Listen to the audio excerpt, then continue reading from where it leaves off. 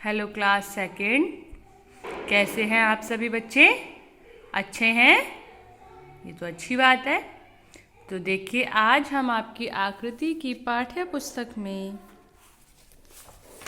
आपका जो पाठ है, पाठ 13 चूं चूं, इस पाठ का भाषा ज्ञान करेंगे।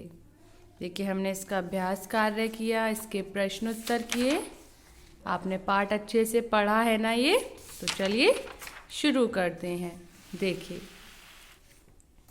भाषा ज्ञान प्रश्न संख्या 7, वाक्य प्रयोग। यानी कि जो आपको शब्द दिए होते हैं, उन शब्दों को लेकर आपको एक एक वाक्य बनाना है और उस वाक्य में वो शब्द आना चाहिए। जैसे यहाँ है पहला शब्द घोंसला, तो घोंसला शब्द को लेकर एक वाक्य बनाइए। जैसे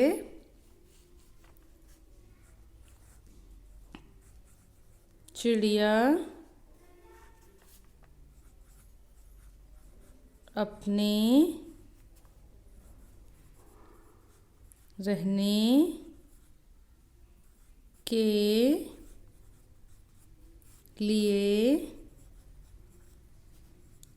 घोंसला बनाती है। देखिए, इसमें घोंसला शब्द आया ना? घोंसला शब्द को लेकर हमने वाक्य बनाया। दूसरा शब्द है दाना चुग्गा।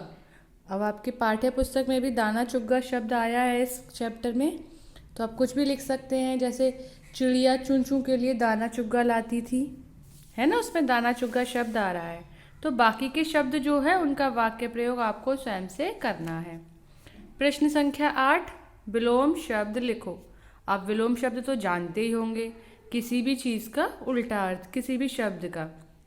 जैसे बहुत, बहुत मीन्स ज़्यादा, और बहुत का विलोम क्या हो जाएगा, यानी कि उल्टा कम। अब देखिए प्यार, प्यार का देखिए नफरत भी लिख सकते हैं और घृणा भी लिख सकते हैं।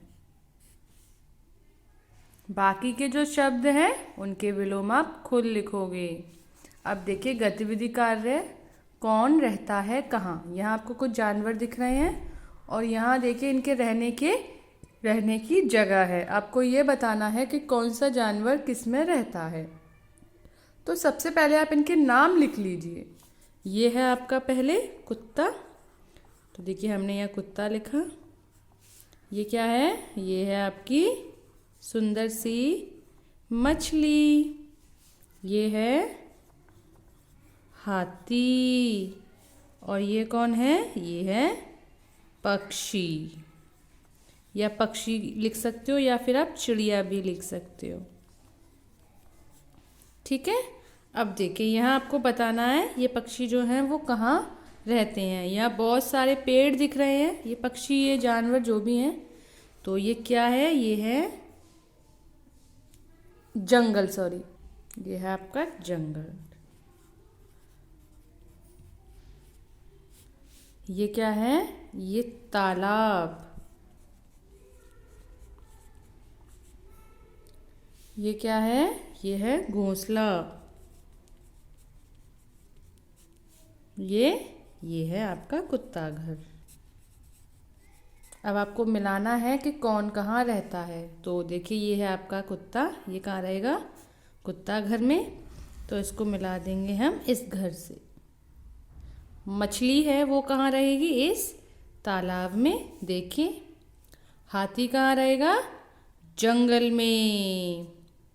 और पक्षी जो चिड़िया है वो रहेगी इसमें, घोंसले में। ठीक है, समझ आया ना?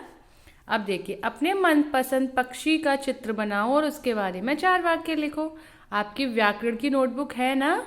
अब आप उसमें कोई भी अपने मनपसंद पक्षी हो, जैसे मोर है, तोता है, कबूतर है, चिड़िया है, कुछ भी हो, जो भी पक्षी आपको सबसे ज़्यादा पसंद है उसका चित्र बनाना है और उसके बारे में 4 बातें लिखनी है कि वो आपको क्यों पसंद है या उसका क्या रंग होता है, जो भी है।